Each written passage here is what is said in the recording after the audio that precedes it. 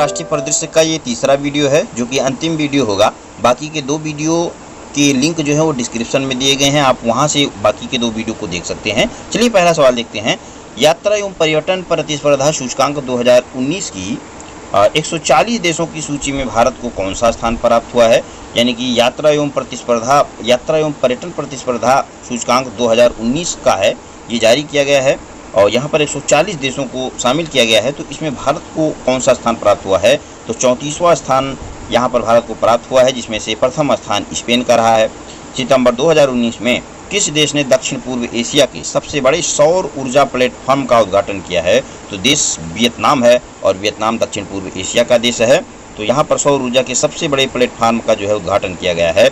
और अगला है कि 20 से 22 अगस्त 2019 के मध्य राष्ट्रपति एडगर चागवा लुंगू भारत की राजकीय यात्रा पर रहे। वे किस देश के राष्ट्रपति हैं? तो जाम्बिया के राष्ट्रपति हैं, जिनका नाम है एडगर चागवा लुंगू, जिन्होंने 20 से 22 अगस्त 2019 के बीच भारत की यात्रा पर रहे।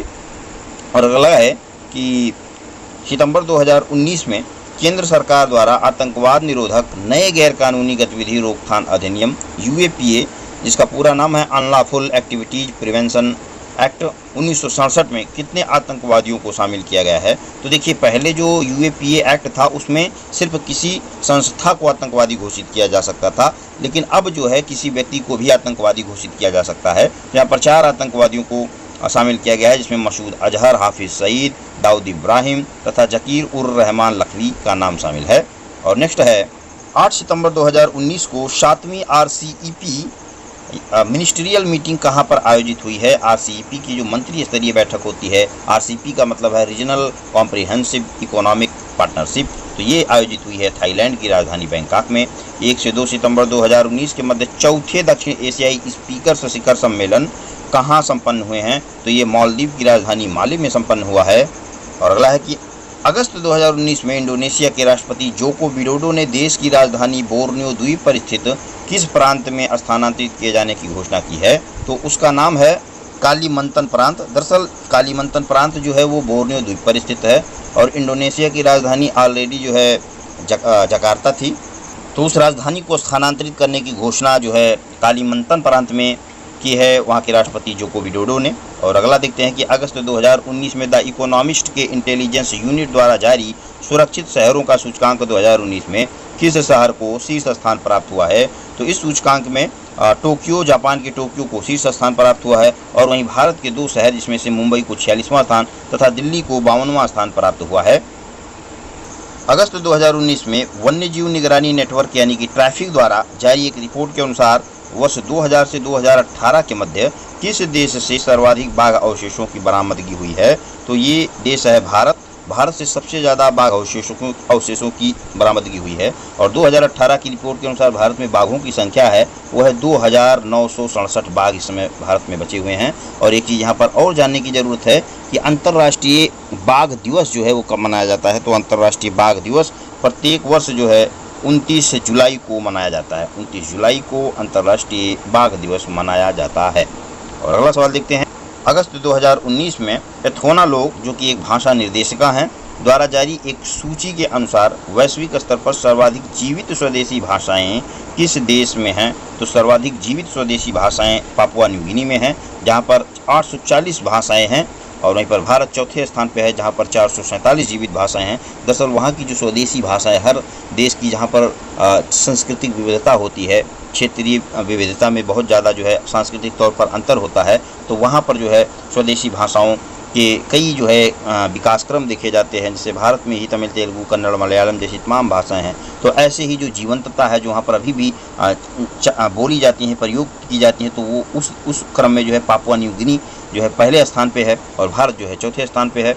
जलवायु परिवर्तन के कारण समाप्त होने वाला पहला आइसलैंड ग्लेशियर क्या है? देखिए, ग्लेशियर का मतलब आप सभी लोग समझते होंगे। ग्लेशियर का मतलब होता है बर्फ का चट्टान, ठीक है, यानी कि हिमनद, जहाँ से कई नदियों का स्रोत है। तो जलवायु परिवर्तन के कारण समाप्त होने वाला पहला आइसलैंड है, उसका नाम है ओक जोकुल। देखिए यहाँ पर हम सिर्फ कंटेंट को पढ़ते हैं, बहुत ज़्यादा डिस्क्रिप्शन इसलिए नहीं करते हैं क्योंकि ऑलरेडी एक ये वार्षिकांक है दृष्टि का, तो बहुत सारी घटनाओं का संकलन है, तो हम बहुत ज़्यादा अगर डिस्क्रिप्शन करने लगेंगे तो शायद ये सारी घटनाएं कवर नहीं हो पाएंगी। इसलिए हम सिर्फ घटनाओं को ज़्यादा से ज़्यादा कवर करने की कोशिश करते हैं, डिस्क्रिप्शन नहीं करते हैं उसकी। QS best student cities ranking 2019 के अनुसार छात्रों के लिए वैश्विक स्तर पर सबसे बेहतर शहर कौन है? तो वैश्विक स्तर पर लंदन है सबसे बेहतर शहर, और वहीं पर भारत के 4 शहर शामिल हैं जिसमें बेंगलुरु 81वें स्थान पे है, मुंबई का 50वां स्थान है, दिल्ली का 113वां स्थान है और चेन्नई का जो है 115वां स्थान है। अगला है कि 24 से 26 अगस्त 2019 के मध्य 45वां जी शिखर सम्मेलन कहाँ संपन्न हुआ? तो बियारित्ज फ्रांस में संपन्न हुआ है। और देखिए यहाँ पर एक बात ये भी पूछी जा सकती है कि फ्रांस से मान लीजिए मिलान करने के लिए दे देते हैं बियारित्ज जो है किस चर्चा में था, किस देश से संबंधित है? तो फ्रांस से संबंधित है। और नेक्स्ट देखते हैं कि 17 से 18 अगस्त 2019 के मध्य भूटान दौरे पर प्रधानमंत्री नरेंद्र मोदी ने किस पावर प्लांट का उद्घाटन किया था? तो भूटान दौरे के दौरान प्रधानमंत्री नरेंद्र मोदी ने मांगदेछू हाइड्रो इलेक्ट्रिकल पावर प्लांट का उद्घाटन किया था।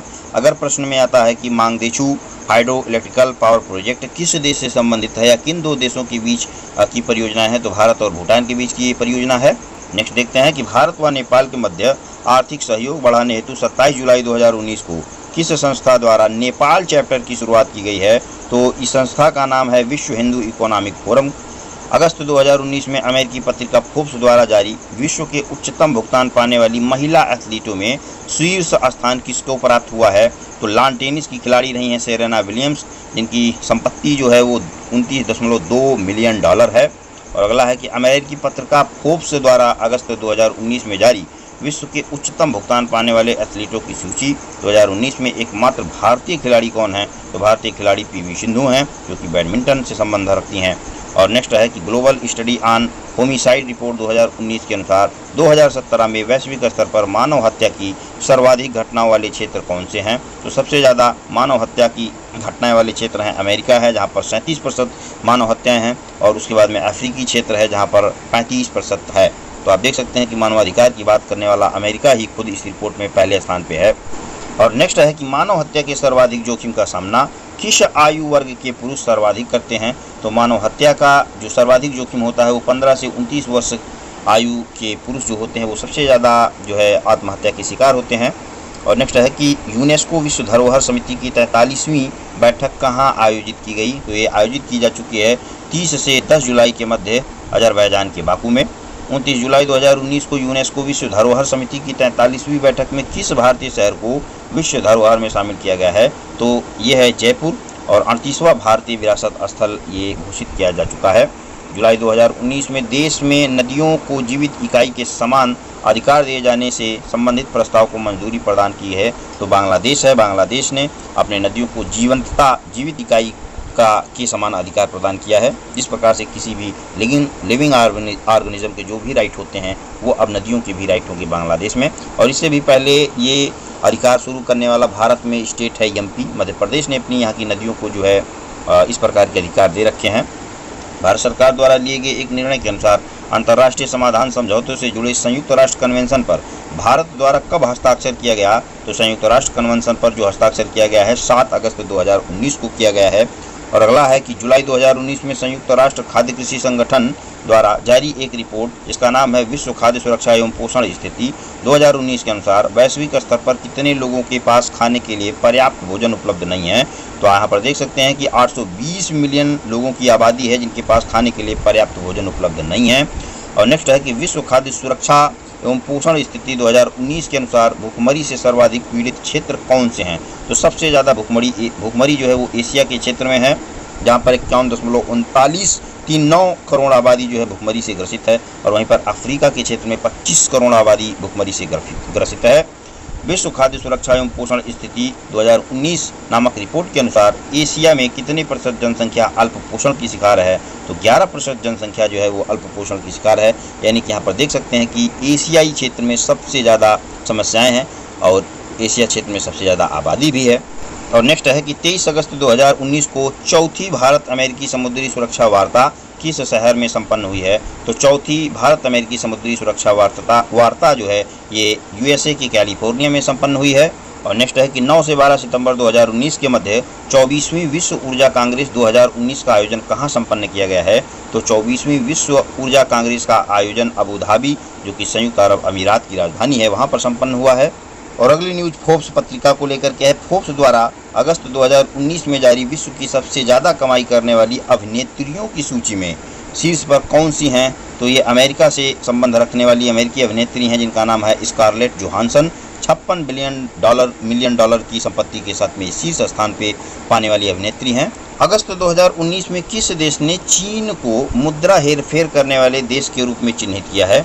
तो संयुक्त राज्य अमेरिका ने चीन को मुद्रा हेरफेर करने वाले देश के रूप में चिन्हित किया है। और आपको पता होगा कि जब से भारत और चीन और अमेरिका में ट्रेड वार चल रहा है, तब से चीन और अमेरिका जो है वो एक दूसरे के प्रतिद्वंदी साबित हुए हैं। और अगली न्यूज़ जो है फोर्ब्स पत्रिका को लेकर के ही है कि फोर्ब्स द्वारा अगस्त 2019 में जारी विश्व के सर्वाधिक कमाई करने वाले अभिनेताओं की सूची में शामिल एकमात्र भारतीय अभिनेता कौन है? तो भारतीय अभिनेता जो है अक्षय कुमार है, जिनका स्थान चौथा है। और वहीं पर पहले स्थान पर अमेरिकी अभिनेता ड्वेन जॉनसन है। 16 अगस्त 2019 को ब्रिक्स देशों के पर्यावरण मंत्रियों की 5वीं बैठक कहाँ आयोजित की गई? तो ये आयोजित की गई है ब्राज़ील की राजधानी साओ पाउलो में। और क्या कहते हैं कि यहाँ पर एक चीज़ और जानने वाली चीज़ है कि पर्यावरण मंत्रियों की ये 5वीं बैठक रही है।